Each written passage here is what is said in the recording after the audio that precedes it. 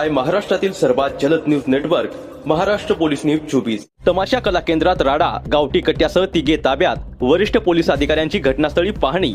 चौफुला येथील रेणुका कला केंद्रात 12 जून रोजी सुरू असलेल्या तमाशा कार्यक्रमादरम्यान रसिकांमध्ये झालेल्या वादाने गंभीर वळण घेतल्याची माहिती समोर आली आहे। प्रेक्षकांमध्ये किरकोळ कारणावरून सुरू झालेला वाद काही वेळातच चांगला पेटला आणि परिसरात तणावपूर्ण वातावरण निर्माण झाले। याच वादादरम्यान एका तरुणाकडे गावठी कट्टा, पिस्तूल असल्याची माहिती पोलिसांना मिळाल्याने खळबळ उडाली। घटनेची माहिती मिळताच पोलिसांनी तात्काळ हस्तक्षेप करून तिघा संशयितांना ताब्यात घेतल्याचे समजते। या कारवाईमुळे कला केंद्र परिसरात काही काळ तणावाचे वातावरण निर्माण झाले होते। घटनेची गंभीरता लक्षात घेऊन दौंड उपविभागीय पोलीस अधिकारी बापूराव दडस, यवत पोलीस ठाण्याचे पोलीस निरीक्षक तासगावकर तसेच सहाय्यक पोलीस निरीक्षक माने आणि वागज यांनी घटनास्थळी भेट देऊन पाहणी केली।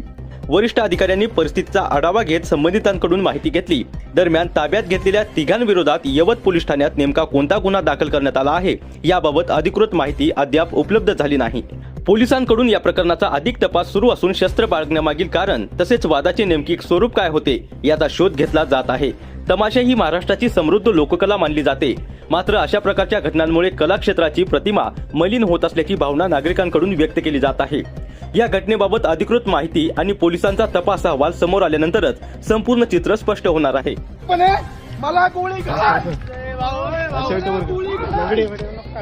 तुझ्या शर्ट वर करे पाहुणे, पाहुणे शर्ट वर करायचं। हे पण आहे ना, घाल गोळी, गोळी घाल गोळी,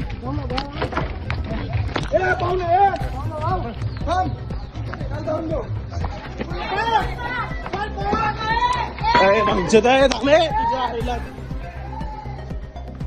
महाराष्ट्र पोलीस न्यूज 24 साठी दौंड प्रतिनिधी नेताजी खराडे।